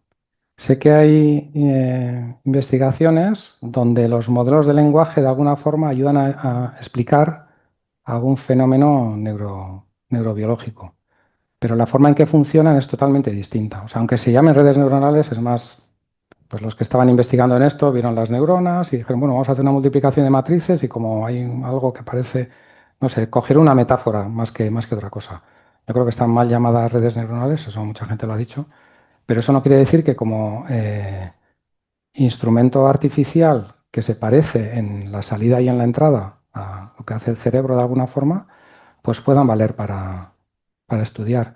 Una cosa en la que sí que estamos trabajando junto con el BCBL en Donosti es, y no solo nosotros, claro, a nivel mundial, hay gente que no puede hablar y que se puedan decodificar las señales neuronales para que sepamos qué es lo que quieren decir. Eso con implantes cerebrales está resuelto. De hecho, tanto Elon Musk, que tiene una empresa, como los chinos que acaban de fundar una empresa, ya están trabajando en esa tecnología, pero te tienen que hacer un implante intracraneal, que es donde la señal es fuerte. Y ahí funciona bastante bien, tenemos entendido. Pero ya cuando pasamos a la parte no invasiva, que es donde estamos nosotros, pues ya la señal no es tan fuerte. Con eso no te he contestado, pero sí que hay trabajos que yo entiendo donde neurobiólogos han cogido modelos de lenguaje para decir, bueno, si tengo dos posibles modelos de cómo está organizado el cerebro que pudieran explicar esto que pasa, cojo un modelo artificial y a ver cuál de estos modelos encaja mejor con lo que sabemos que hacen los modelos de lenguaje. Muchísimas gracias y enhorabuena por el trabajo. Gracias.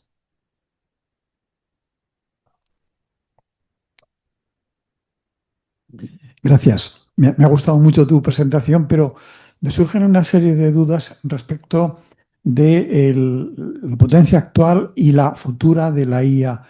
En cuanto a, primero, energía, agua, y no sé si hay otros grandes condicionantes que esto naturalmente pueda llegar a tener un límite.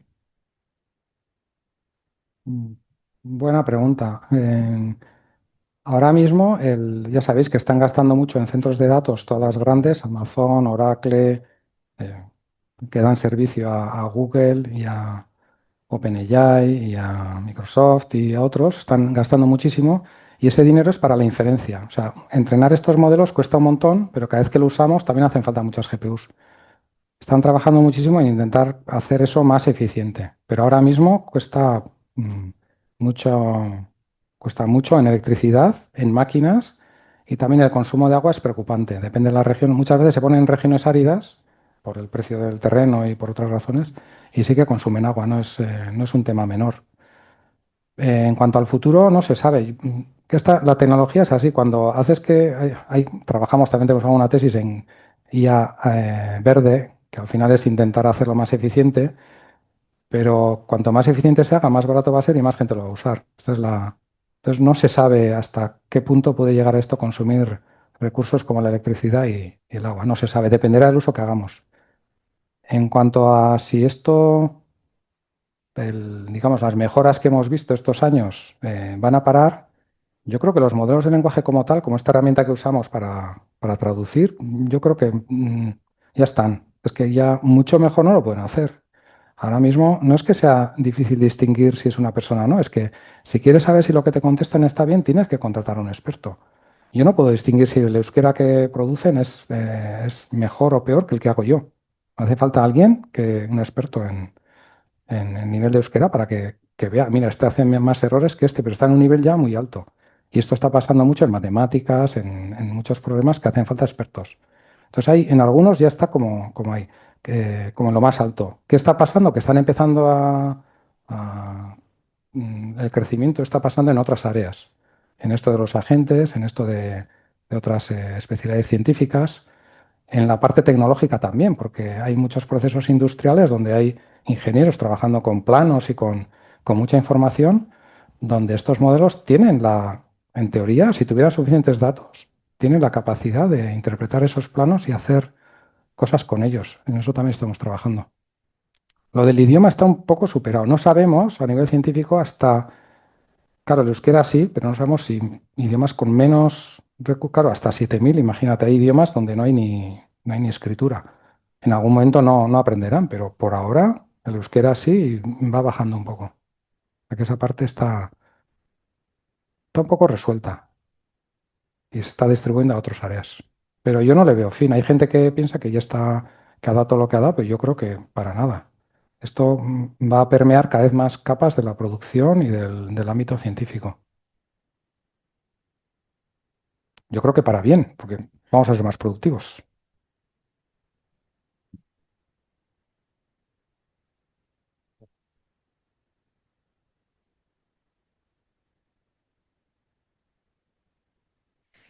Hace unos meses se escuchó una noticia de una empresa china que con unos poquitos millones, poco menos que dejaron en ridículo a Silicon Valley. Mm. Eh, Esto no parece creíble, ¿no? Quiero decir que tendrían un montón de apoyo financiero del gobierno chino, imagino. Sí, bueno, la historia es DeepSeek, la historia es interesante. De hecho, una de las fórmulas que he puesto, la de las matemáticas, es de ellos, porque OpenAI no ha publicado la suya, ellos sí han hecho ciencia replicable. Y bueno, DeepSeek es una historia interesante porque la financiación es del gobierno chino, porque en China hay como 4 o 5 modelos de frontera. De los modelos abiertos, o sea, los que publican los pesos y puedes manipularlos tú, o sea, te descargas el modelo y puedes manipularlo.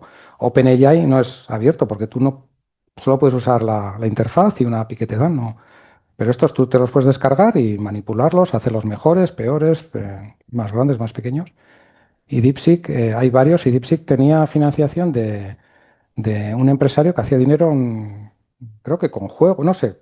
mm, Tenía muchas máquinas y pensó que tenía suficiente dinero como para iniciar esta empresa. Y lo que hizo fue contratar a los mejores investigadores de las mejores universidades chinas. Lo primero que hizo. Consiguió 20 personas brillantes, 20, no 100 ni 200, y se puso a construir la réplica de lo que sería GPT. GPT empezó a hacer este razonamiento, bueno, razonamiento es mucho llamarle, pero estas cadenas de matemáticas para llegar a la solución, eso que hasta entonces no se hacía, antes se hacía generar la solución. Ahora le dice, bueno, tú genera cosas y dale vueltas, y va generando, de vez en cuando dice, no, esto, el modelo mismo, ¿eh? No es que diga, es que pone unas palabras que para que vuelva a pensar de nuevo, basándose en lo que ha hecho, los dejas trabajar y llegan a la solución. Esto lo hizo OpenAI primero y esta empresa fue capaz de replicarlo en muy poco tiempo, con máquinas de peor calidad y con un algoritmo alternativo porque no había uno publicado. ¿Cuál es el secreto? Bueno, pues ahora se está publicando que parte de lo que hicieron fue ejecutar, claro, tú una cosa que puedes hacer es coger OpenAI o Gemini, ChatGPT, y gastar mucho dinero y tú mandas unos ejercicios y ves lo que sale, ¿no? Y esto se le llama destilar. Tú puedes gastar muchos miles de euros en muchas pruebas con GPT, Tú vas viendo lo que da y de eso puedes inferir lo que hay detrás. Esto lo ha denunciado OpenAI. No, de hecho lo ha denunciado Anthropic hace poco porque los han pillado.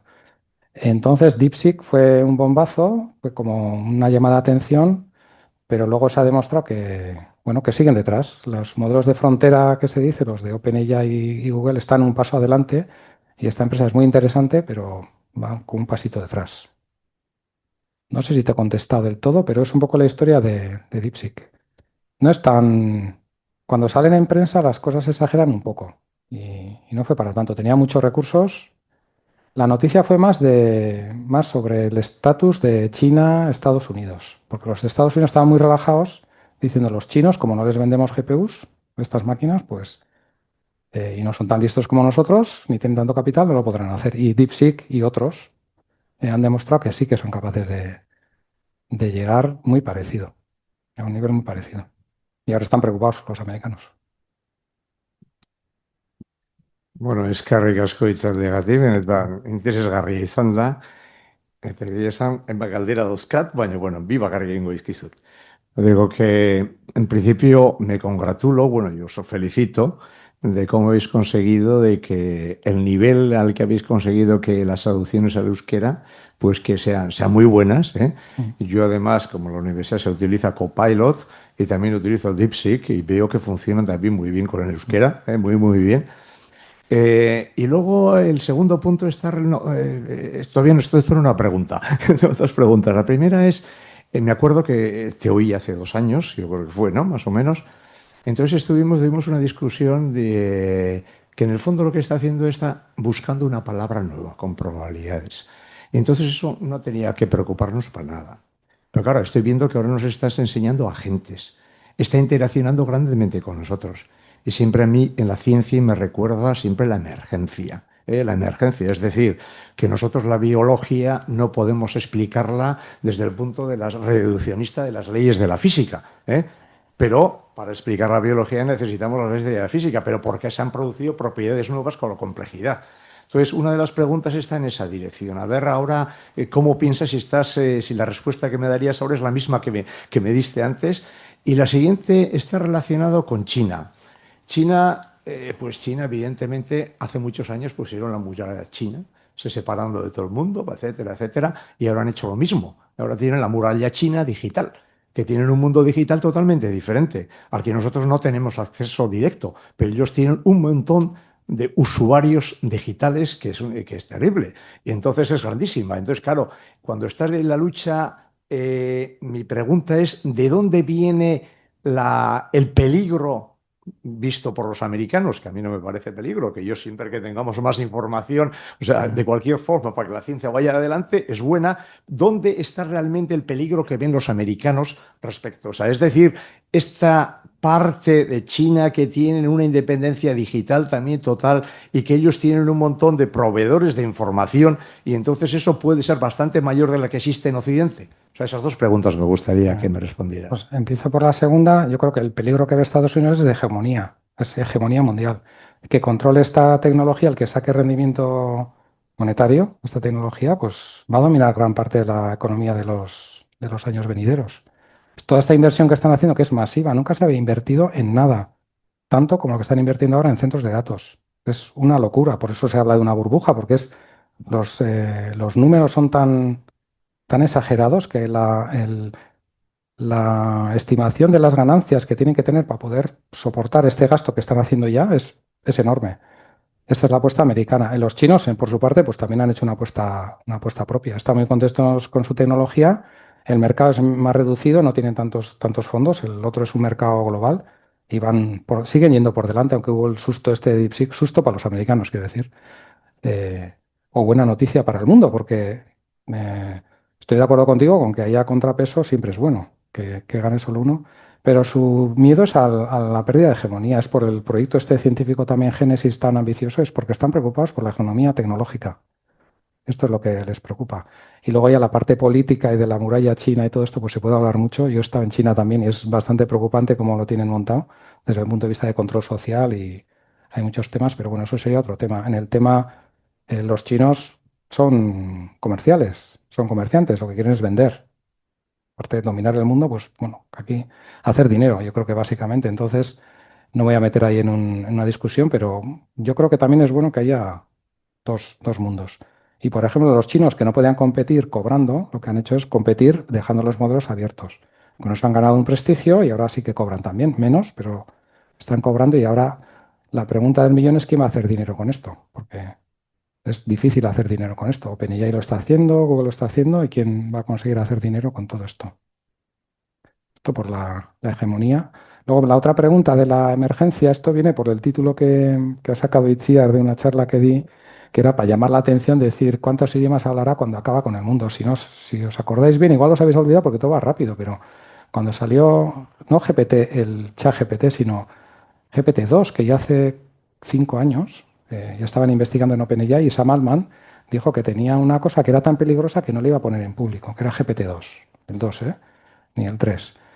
Y claro, ¿por qué era peligrosa? Pues porque iba a cambiar la sociedad y luego cuando llegaron al 3 hicieron ChatGPT, lo primero que hizo es una gira mundial, estuvo con Sánchez, estuvo con von der Leyen, estuvo con el presidente de Estados Unidos, estuvo con todos los presidentes de Europa diciéndoles que esta tecnología ChatGPT era demasiado peligroso para la humanidad como para que no hicieran algo.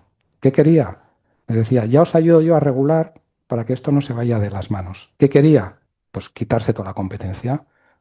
Además está estudiado en Estados Unidos, hay algunos casos con el wifi donde se ha hecho algo parecido. Las empresas de telecomunicaciones prohibieron el wifi público, hicieron que se prohibiera el wifi público porque era demasiado peligroso.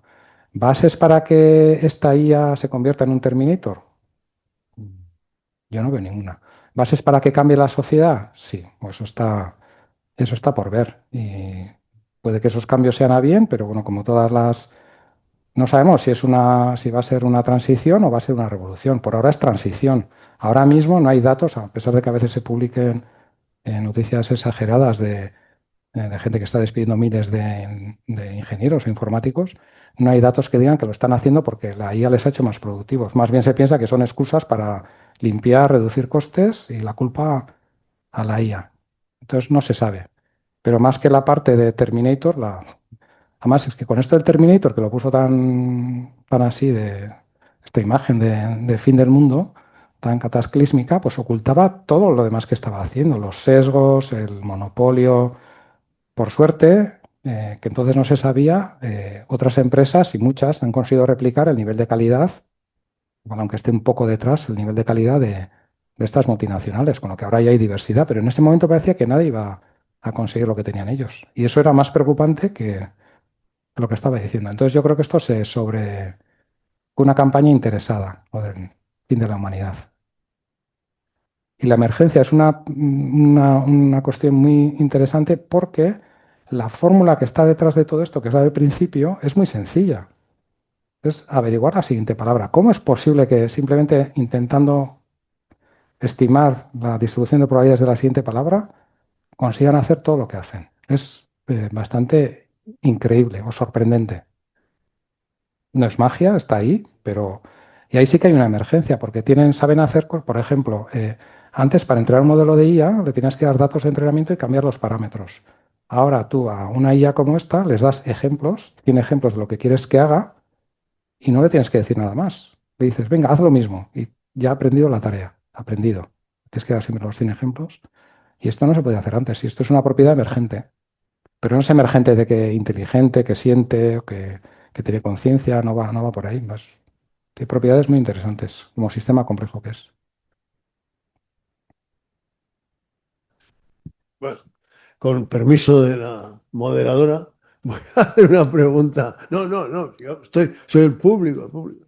Es evidente que hay muchísimo dinero, porque he oído hace poco que ha sacado, no sé si Google o alguna de estas, unas obligaciones o a 100 años. Es decir, que es más difícil que el pinar, que solía salir a 25 años, ¿no? Pues plantabas un pinar y dentro de 25 o 30 años recogías el pino, pero aquí 100 años de la inversión para que te lo devuelvan, con no sé qué interés será, pues es como para echarle, vamos, para 3 generaciones de herederos, si tienes, ¿no? O sea que puede que casque la burbuja, claro. Pero yo tenía una pregunta más técnica. cuando Deep Blue ganó a Kasparov, era un monstruo de ordenador como el que ahora dices que hay que usar para correr estos programas. Pero ahora ya a los que siguen jugando al ajedrez, la humanidad sigue jugando. Y se prohíben los teléfonos móviles, porque al parecer todo lo que había en Deep Blue puede estar en un teléfono móvil y mejorado incluso. En algún momento esto podrá correr en un teléfono móvil o en un laptop, eso, en Sí. un portátil. O hoy estamos atascados en el hardware o en la potencia. Es difícil hacer predicciones, pero todo indica que sí. No todo, porque estos modelos, claro, una cosa que ha pasado es que no es que haciendo modelos muy especializados consiga resolver muchos problemas. Es que lo pones todo en la misma lavadora y hace todo. Esto es, es contraintuitivo. Esto hace y si lo partes, ya no hace bien todo. Es que es una cosa muy poco intuitiva. Es como los idiomas. Ahora, pensar en hacer uno que solo sepa un idioma no tiene sentido. Sabe más por saber más idiomas.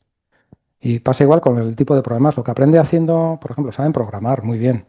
Que no he hablado porque como soy informático, pues no, todavía no. Pero eso que ha aprendido a programar le ayuda a hacer tareas de matemáticas.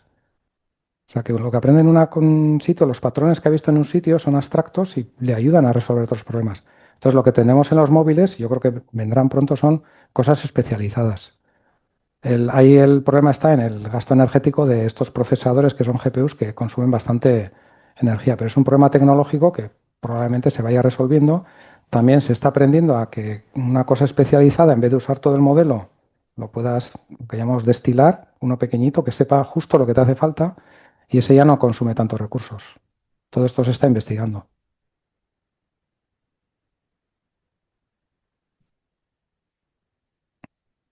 Sí, una curiosidad, bueno, enhorabuena por la charla porque ha sido fantástica. Eh, ¿Por qué surge todo esto ahora? ¿Es por potencia de cálculo o ha habido alguna idea genial? Porque como tú dices, las matemáticas son simples. ¿Por qué ha salido esto hace 5 años y no ha salido antes?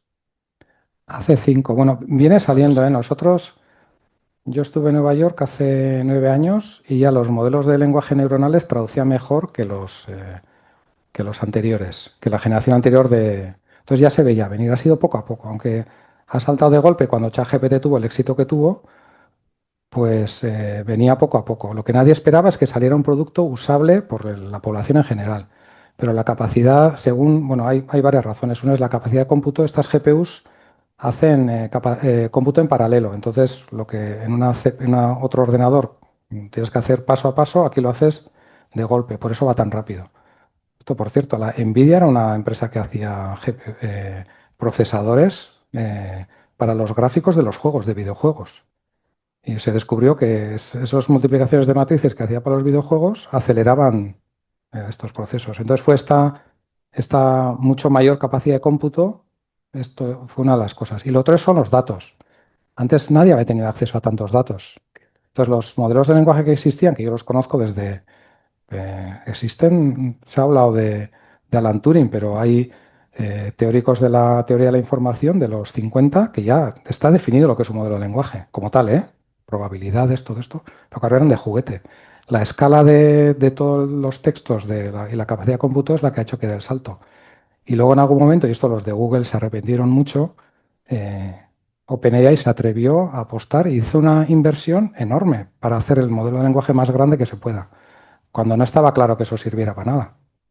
Y ahí le salió muy bien y Google todavía se arrepiente, ahora ya han cogido, les ha costado 3 años, pero ya han llegado a donde está OpenAI, pero se arrepintió durante mucho tiempo porque estaba perdiendo la hegemonía tecnológica que tenía. Pero básicamente es esto, datos y cómputo.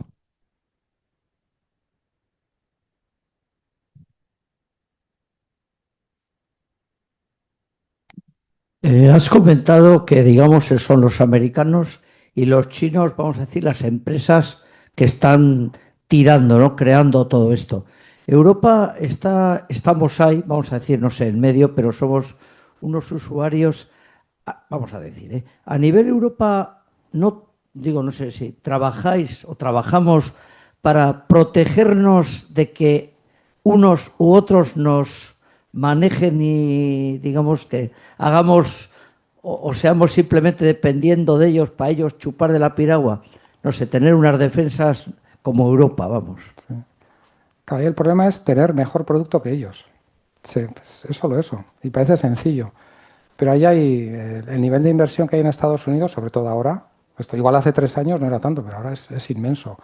Hay estadísticas de cuánto dinero va a poner Europa en esta área de investigación, privado y público, porque hace falta de todo y era irrisorio comparado con el nivel de inversiones que está manejando en Estados Unidos. Lo que hay que hacer yo creo que es no olvidarse de lo primero, que todo esto ha salido de laboratorios científicos. Todo esto no ha salido de la industria tradicional. Esto ha salido de los laboratorios de Google, de los laboratorios de Meta, de investigadores que además publicaban. Hasta que vino OpenAI y lo cerró todo, ya no cuenta lo que hace. Esto era investigación en abierto. Y es lo que hay que hacer. Europa tiene que invertir en investigadores y ya, claro, aparte de eso, en intentar hacer modelos que aunque no puedan competir, al menos no perder la comba, porque lo siguiente que va a venir, o sea, cuanto menos entre Europa en este área, más le va a pillar a traspiés lo siguiente que venga. En cambio, si va cogiendo, aunque no consigan hacer un OpenAI europeo, que bueno, ya hay uno en Francia, Mistral, que lo crearon unos investigadores que salieron de Meta y va bien, y es europeo. Entonces ya hay cosas, ¿eh? No al nivel de Estados Unidos o el de China, pero al menos una potente, ahí hay alguna otra también. Entonces Europa ya se ha movilizado y capital privado también está por la labor, pero lo importante es no dejar de hacerlo. Es que si no, esta tecnología va a seguir cambiando diferentes áreas y cuanto más tarde se une Europa a producir tecnología en este área, pues peor va a ser. Por desgracia, se habla mucho de regulación. Acaban de pasar un reglamento por el Parlamento Europeo muy preocupante. Pues poniendo unos corsés que las multinacionales igual ya con todo el dinero que tienen igual pasan y los investigadores y empresas europeas igual no pasen. Y eso es muy preocupante. Tenemos a Carlos otra vez. Una pregunta un poco particular. Estos sistemas funcionan por entrenamiento. ¿Se puede personalizar ese entrenamiento? Es decir, desde el punto de vista de un usuario y como investigador, tú alimentas al sistema con ideas, a veces disruptivas, nuevas, y entras en una dinámica con la máquina que es creativa y estimulante.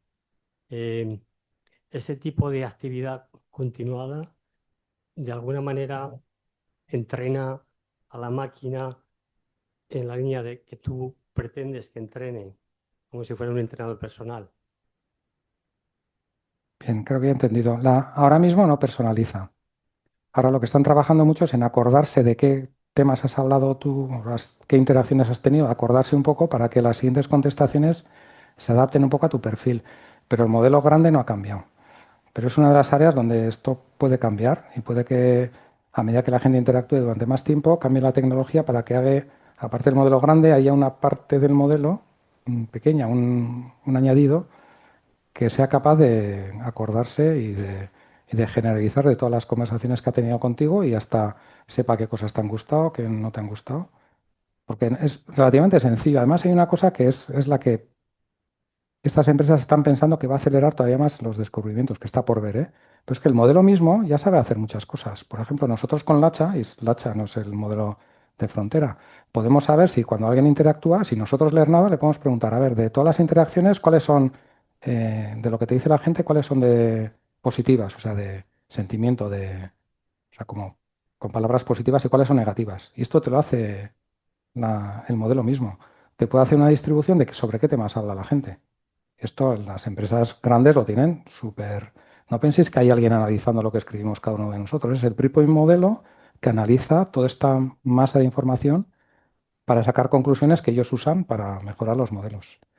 Y ahí sí, cada conversación que tengas, ellos, a no ser que tengas una licencia especial, ellos tienen acceso a todo lo que dices.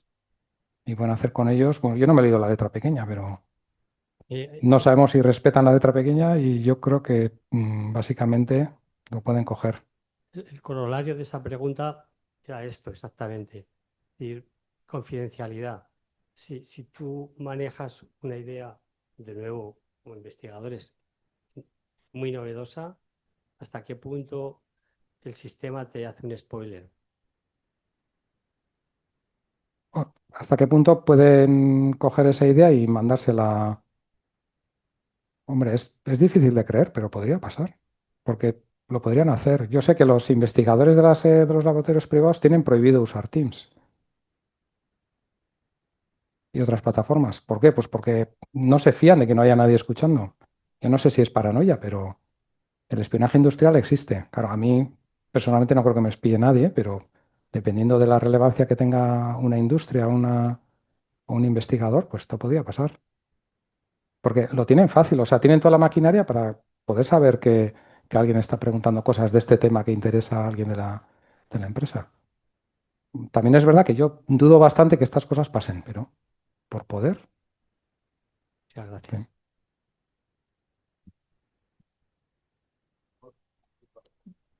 No, quiero decir, en esa relación, que no sé si es verdad o no, pero sobre todo cuando uno es un referee de un artículo, le dicen fundamentalmente que no utilice la IA, porque hay problemas de que, y de hecho que ha debido de ocurrir, no sé si es verdad o no, que uno que ha utilizado un referee luego se ha pasado y luego la información que se ha descubierto lo ha publicado otra persona a través de ahí.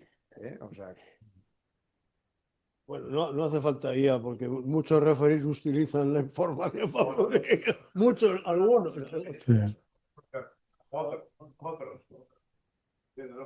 Es así, es también preocupante lo que está pasando en la ciencia con los congresos, las revisiones.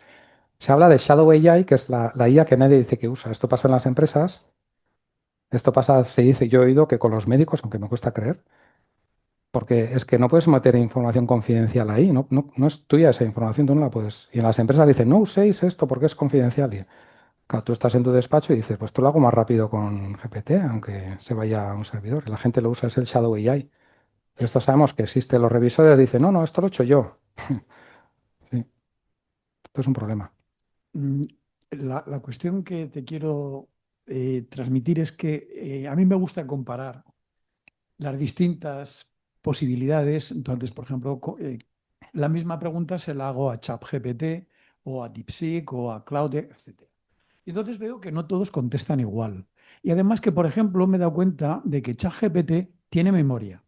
Por ejemplo, en un tiempo me interesó estudiar el periodo de la Guerra Fría relacionado con el número de elementos químicos que se habían producido en los distintos grupos hegemónicos en aquel momento la Unión Soviética o Estados Unidos fundamentalmente.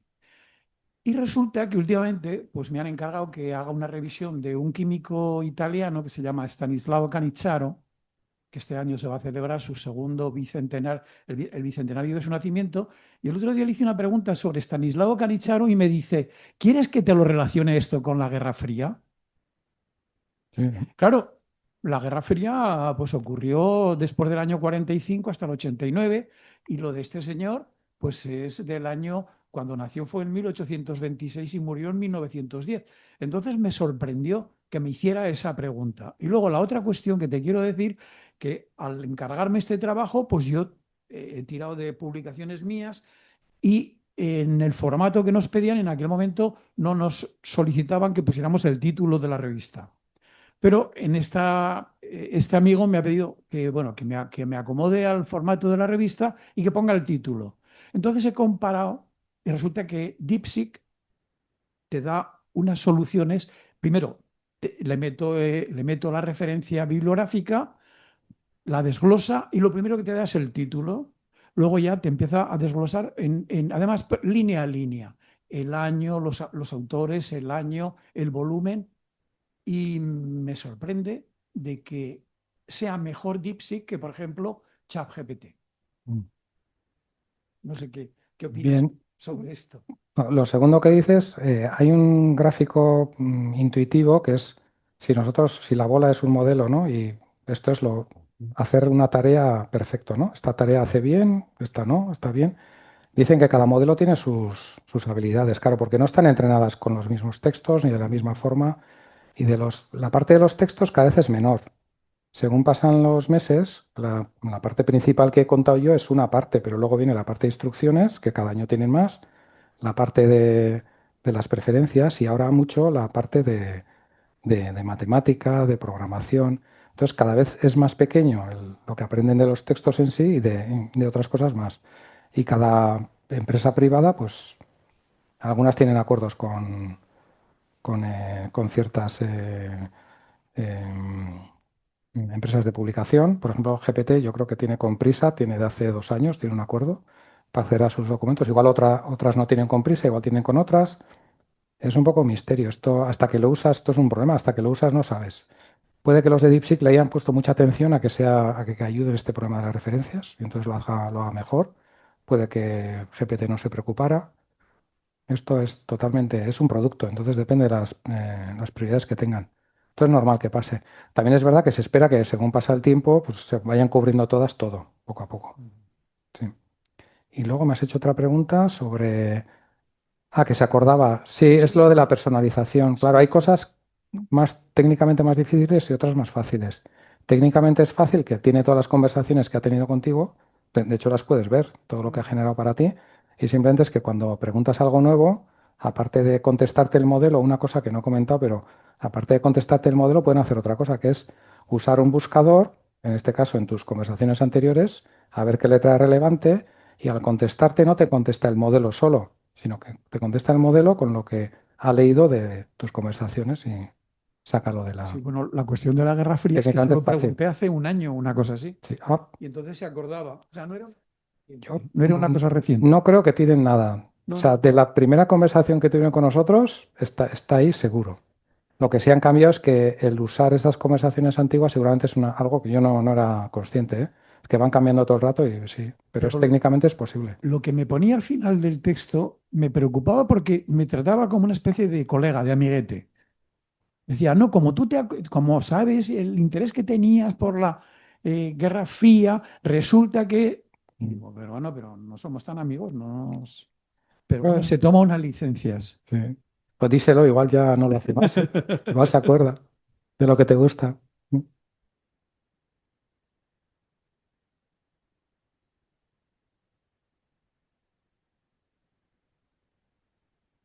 Arratsaldeon Eneko, eta, bueno, lehenengo eta behin eskerrik asko, eta bejaun dizula, egin duzun itzaldiagatik, eta azken sasoi honetako galde erantzunaldi honengatik ere. Galdera zehatza da. Aipatu duzulen, gero gaztelaniaz izango dute, aipatu duzu badirudiela edo batzuk esate dutela hizkuntzei dagokienez bere mugara iritsi dela edo gehiena edo eman zezaken gehiena ja emana duela, ez? Eta ari horretatik, edo hildo horretan, ze puntutan dago aldi bereko ahozko itzulpengintza teknologia gaur egun? Ez dut esaten ja bakarrik merkaturatzeko, baizik eta momentuen batean dirua gastatu behar barik, herriaren ganako bidea hortxe dagoia, eginda, ez, asko faltada, badago teknologia, baina zeo zerrengatik ez da egiten.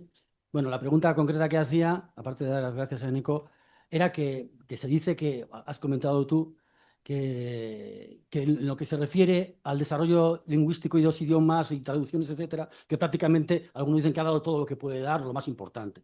Y la pregunta concreta era a ver en qué punto se encuentra el desarrollo tecnológico respecto a la traducción, pero de viva voz en tiempo real, quiero decir. Sí, con la voz hay un problema que es un problema de datos, que al contrario que esto que hemos aprendido solo de texto, bueno, que ha aprendido el modelo solo de texto, de leer, con la voz solo es señal. Entonces, la señal con la señal no parece que nadie ha dado con la tecla para que aprenda solo de escuchar. O sea, solo escuchando un idioma parece que nadie ha dado con la tecla para aprender. Estamos investigando en ello también, ¿eh? Porque creemos que puede ser posible. Entonces, la tecnología actual lo que hace es que lo que hacen las empresas que hacen estos modelos que pasan de voz a texto y luego traducen o directamente, ahora ya hay tecnología para que puedas hablar directa. El modelo de lenguajes todo lo hace junto, o sea, sin transcribir ya entiende la señal de voz.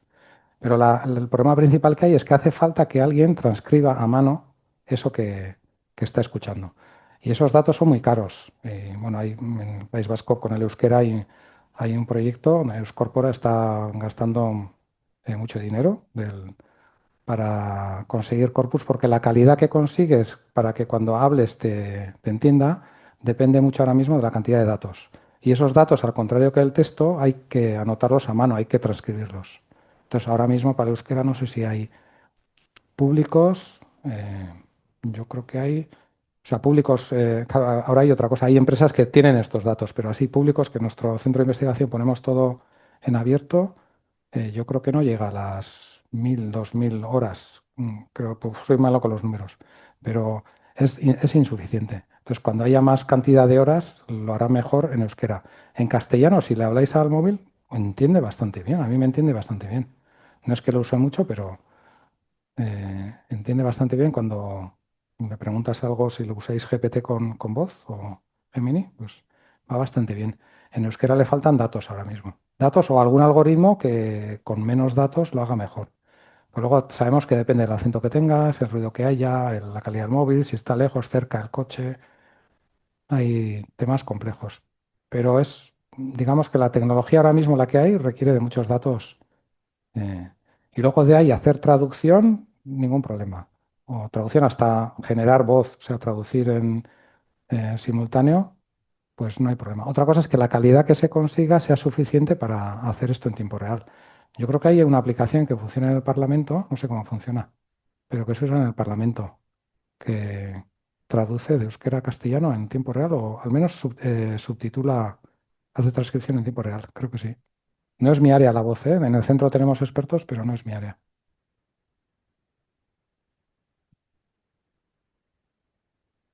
Bueno, como me ha cedido el micrófono Itziar, pues muchas gracias por todo, sobre todo al conferenciante, que es el que nos ha tenido aquí en vilo. Gracias.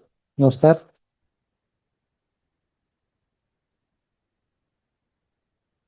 Por añadir algo, hace